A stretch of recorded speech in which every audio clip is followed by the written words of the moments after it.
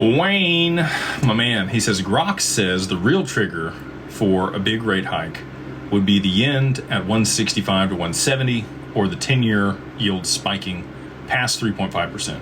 Oil at 100 would also add enough pressure that it seems like AI has a higher threshold for pain than reality. You know, we got to, obviously the pain threshold for Japan was 164. Because that's when they basically tapped the US and said, hey, we're about to dump all these treasuries if you don't help us. And that's when Besant and everybody stepped in and said, okay, we will sell euros to prop up the yen, and you can park those in repo, and we will lend you dollars against them so you don't have to sell them, and you can also swap those dollars for yen.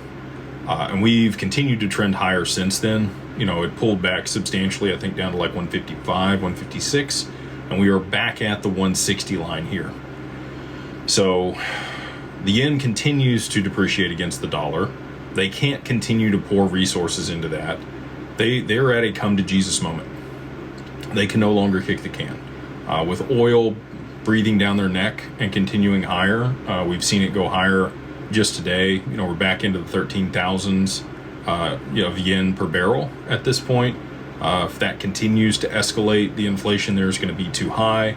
They also had economic growth come down in Japan. They did not meet their GDP numbers that they were expecting.